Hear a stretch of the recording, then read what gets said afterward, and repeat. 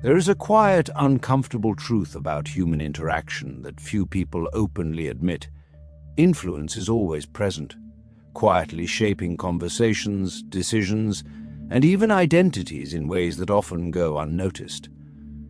It exists not only in positions of authority, but in everyday exchanges, between friends deciding where to go, students responding to teachers, or family members negotiating roles and expectations.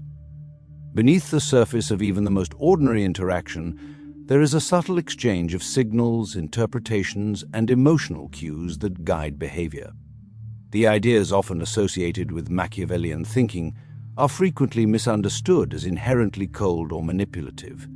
Yet at their core, they are observations of reality rather than prescriptions for cruelty.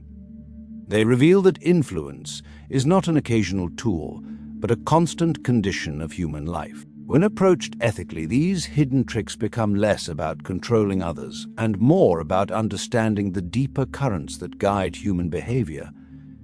This awareness transforms interaction into something more conscious. It invites a shift from blind participation to deliberate engagement, where one recognizes not only how others influence them, but also how they themselves shape the experiences and perceptions of those around them, often without even realizing it. The first hidden principle is the power of perception, a force so deeply embedded in human psychology that it often overrides objective reality. People do not respond to facts in a vacuum. They respond to interpretations, impressions, and the emotional signals attached to those facts. A person who carries themselves with quiet confidence, who speaks with clarity and steadiness, is often assumed to be competent long before any evidence is presented. This is not necessarily deception. It is the natural human tendency to make quick judgments based on limited information. In a world filled with constant stimuli, the mind seeks shortcuts, and perception becomes one of the most powerful of those shortcuts. When someone becomes aware of this, they begin to understand that how they present themselves is not superficial, it is foundational. Tone of voice, posture, eye contact, and even silence communicate meaning. These elements shape how others interpret intentions and capabilities. The subtle mastery of perception is not about pretending to be someone else, but about aligning internal intention with external expression in a way that communicates clarity. In doing so, one does not fabricate reality, but rather guides how reality is understood. The second principle lies in emotional pacing, a subtle yet profoundly influential aspect of human interaction that often goes unnoticed because of how instinctive emotional reactions tend to be. Most people respond immediately to situations, allowing their emotions to dictate their timing and tone without reflection. However, those who influence effectively understand that timing itself carries meaning. A pause before responding can create anticipation, curiosity, or even authority. A calm reaction in the face of tension can quietly shift the entire emotional atmosphere of a room. Human beings are deeply responsive to emotional rhythms. They unconsciously synchronize with the emotional tone around them. This means that by controlling one's own emotional tempo, one can influence the pace and direction of an interaction without explicitly directing it. It is not about suppressing emotion, but about choosing when and how it is expressed. This deliberate pacing creates a sense of composure and control that others often mirror. Over time, this ability becomes a form of silent leadership, where influence is exerted not through forceful words, but through the quiet regulation of emotional energy that others naturally follow. The third insight centers on the art of listening more than speaking, a principle that appears simple on the surface, but carries profound psychological depth.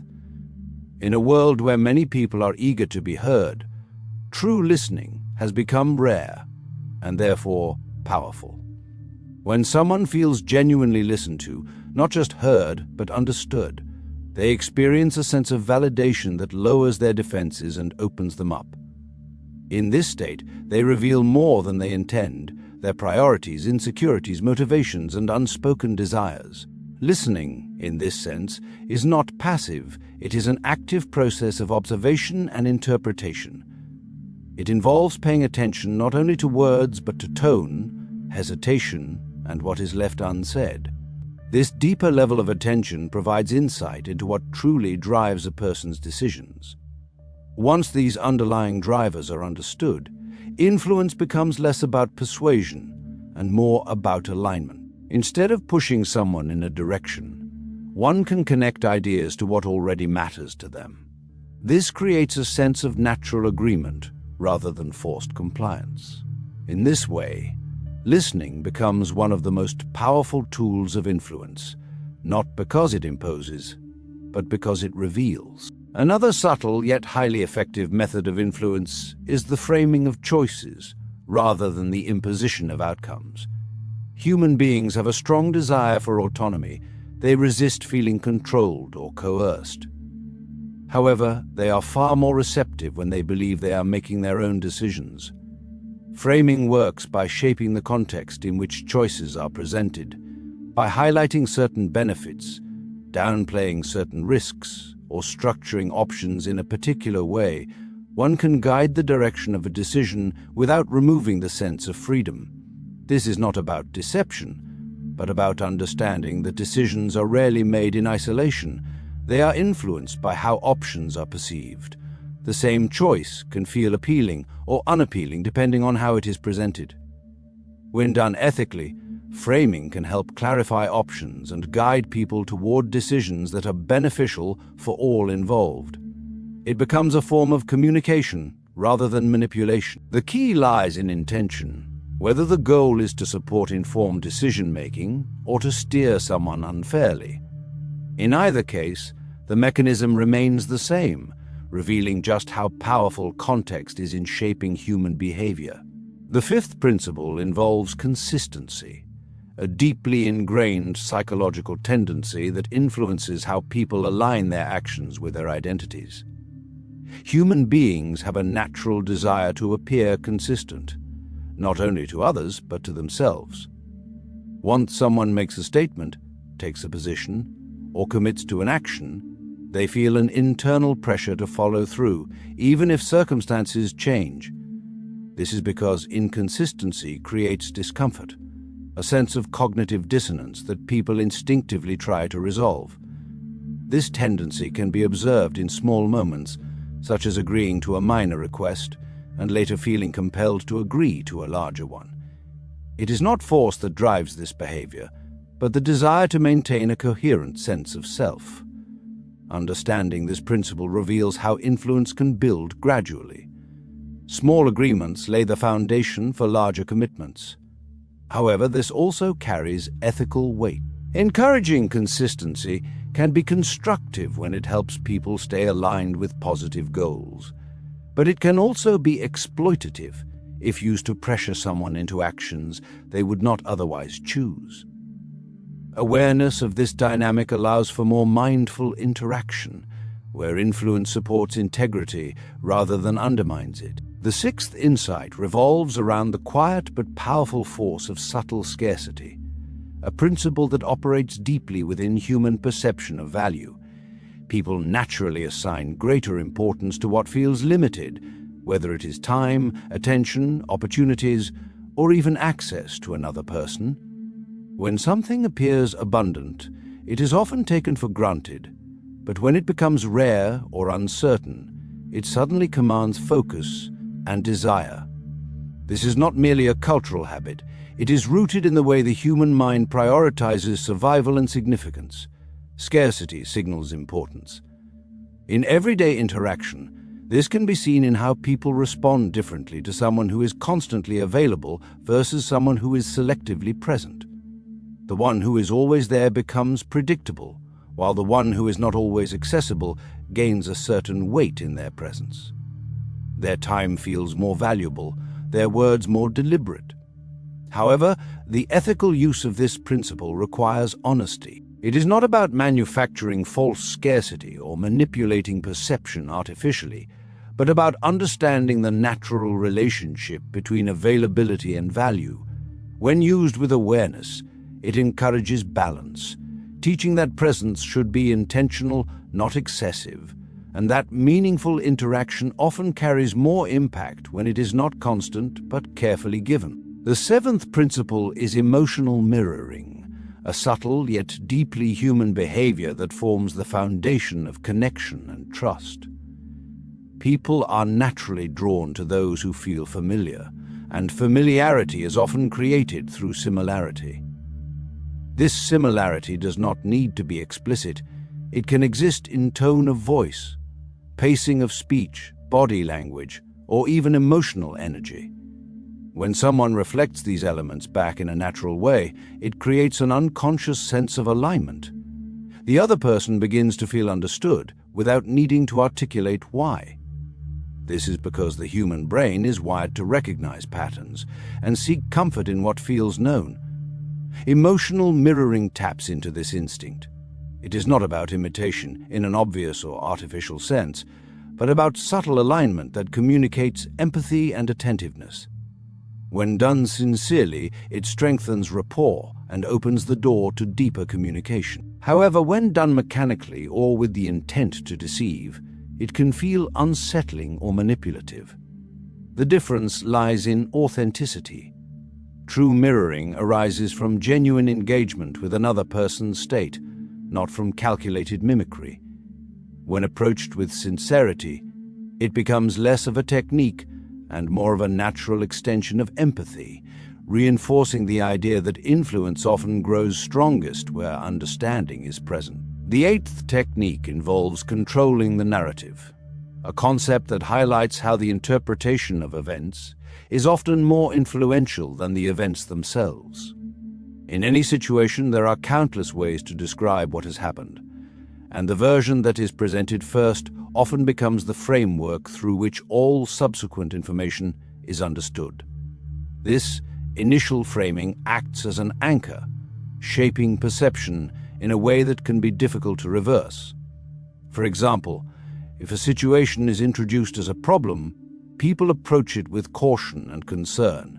If it is framed as an opportunity, the same situation can evoke curiosity and optimism. This demonstrates that meaning is not fixed. It is constructed through context and language. Those who understand this principle recognize the importance of clarity and timing in communication.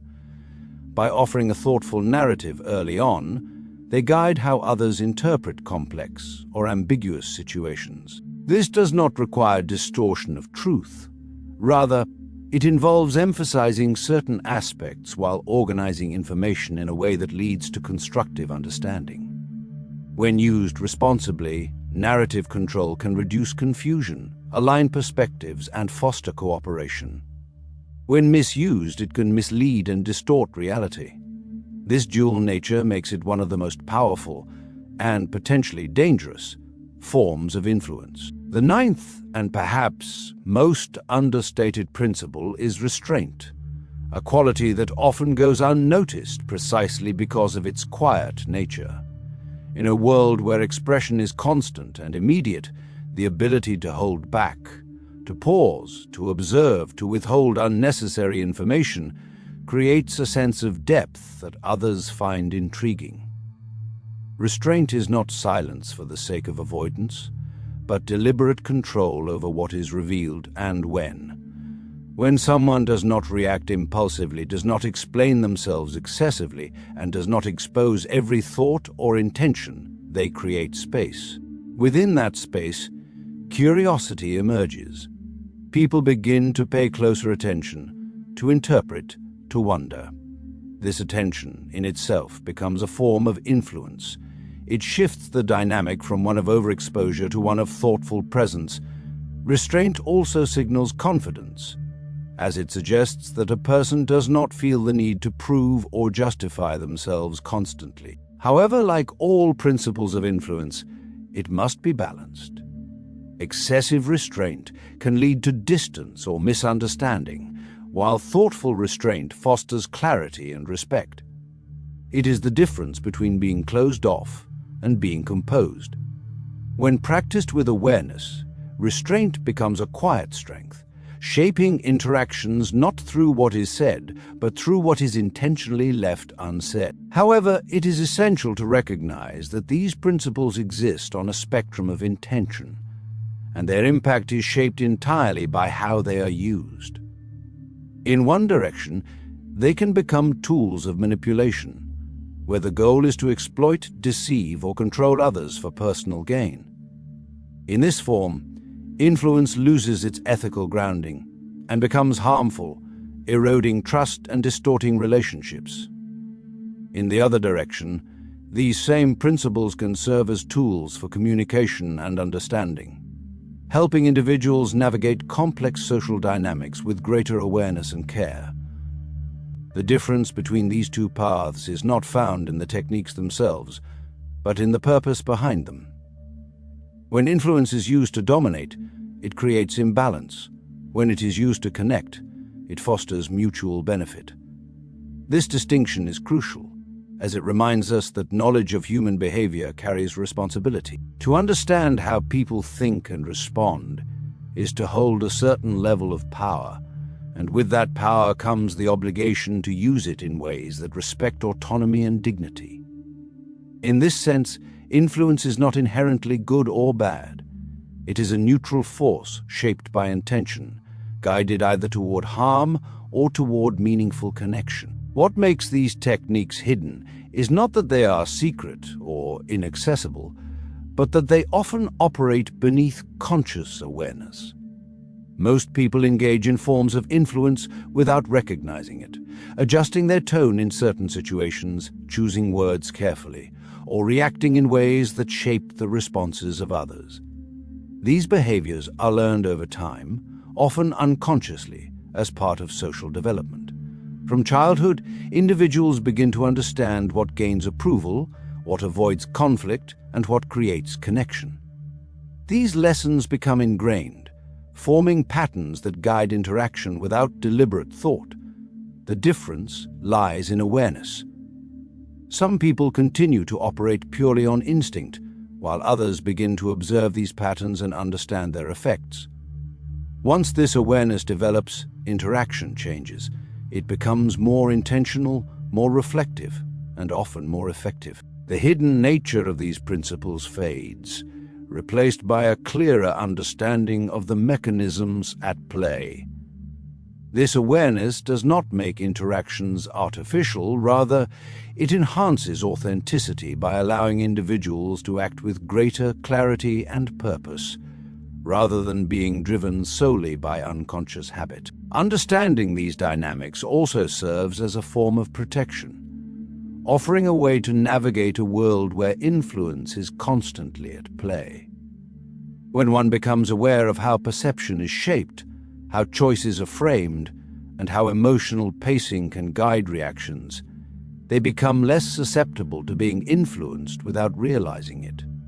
Situations that once felt confusing begin to reveal their structure. Moments of artificial urgency become easier to recognize, as do attempts to steer decisions subtly. This awareness does not create suspicion toward every interaction, but it encourages discernment.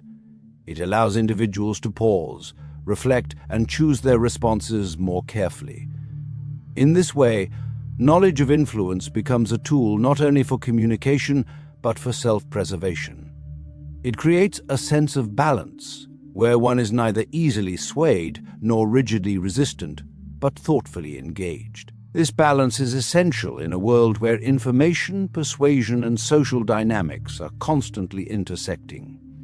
By recognizing the patterns of influence, one gains the ability to step outside of them when necessary, maintaining autonomy while still participating fully in human connection. There is also a deeper philosophical layer to these principles, one that touches on the fundamental nature of human beings as social creatures. From the earliest stages of life, people learn to navigate complex webs of relationships. Infants quickly pick up on facial expressions, tone of voice, and gestures, developing a kind of social radar that allows them to anticipate reactions and adapt behavior. As children grow, they continue to refine this sensitivity, learning which words elicit approval, which actions avoid conflict, and which expressions invite connection. These early lessons never fully fade. Rather, they evolve into subtler, more sophisticated forms of social awareness in adulthood. Adults still unconsciously read cues, adjust behavior, and influence others, though the process is often more nuanced. Understanding this continuity reveals that influence is not something imposed externally. It is embedded in the fabric of human interaction. The patterns that govern social behavior are deeply rooted, and recognizing them offers not only insight into others, but also into oneself. By examining these dynamics consciously, one gains a kind of philosophical clarity about the interplay between individual intention and collective response, realizing that human life is as much about subtle guidance as it is about overt action. Machiavelli's observations about influence and power were never purely about domination. They were reflections on the reality of human behavior within social and political life. He understood that authority rarely depends solely on overt force. Rather, it is grounded in perception, timing, and a keen awareness of human nature. Those who seek power, or even those who simply wish to navigate life effectively, cannot ignore these dynamics. They are subtle, pervasive, and often uncomfortable truths because they challenge the assumption that social interactions are straightforward or entirely transparent. When one sees clearly how trust is built, how perception guides decisions, and how timing influences outcomes, it becomes impossible to engage in human relationships without awareness of these currents. Machiavelli's work, often misinterpreted as advocacy for manipulation, can instead be read as a guide to understanding the underlying architecture of human behavior. By acknowledging these structures, individuals can act with greater wisdom, choosing strategies that respect others while still achieving goals, rather than blindly reacting or being unknowingly guided by unseen forces. Yet with knowledge of these principles comes responsibility, a moral and psychological weight that cannot be ignored. Influence is not a neutral playground. It is a tool that can either foster growth or perpetuate harm. The more one understands how to guide perception, frame choices, or pace emotions, the greater the ethical obligation to consider the effects on others.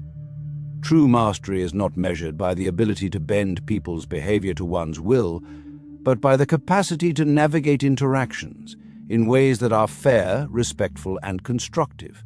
Ethical application of influence means using these insights to enhance communication, resolve conflict, and build genuine trust. It requires constant reflection on intention.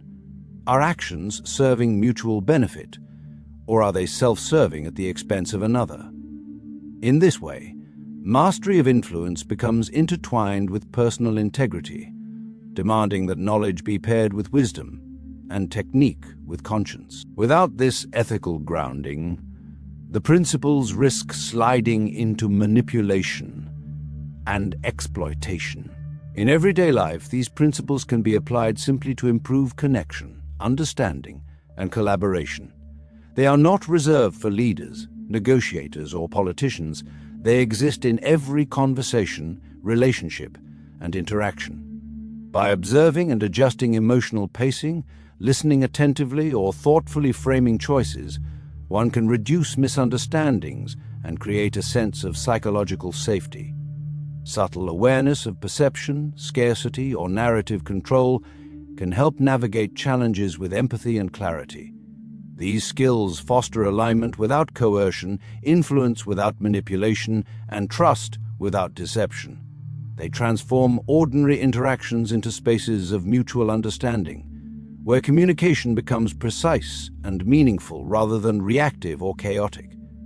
The value lies not in achieving control over others, but in cultivating presence, attention, and intentionality, allowing relationships to unfold with greater harmony and insight. Ultimately, the most profound realization is this: influence is inevitable, but intention is a choice.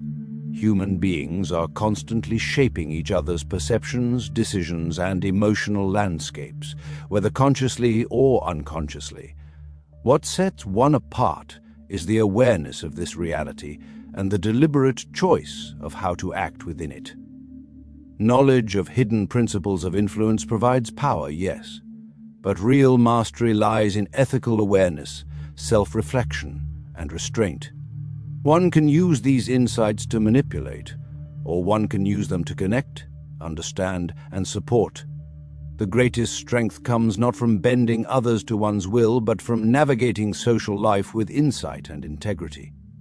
Awareness transforms influence from a tool of unseen control into a vehicle for conscious, thoughtful, and constructive engagement, allowing interactions to become more intentional, more humane, and ultimately more meaningful in every sphere of life. This is the Golden Circle Philosophy channel. Like the video, share it with a friend, and subscribe for more videos like this one. Thank you for watching.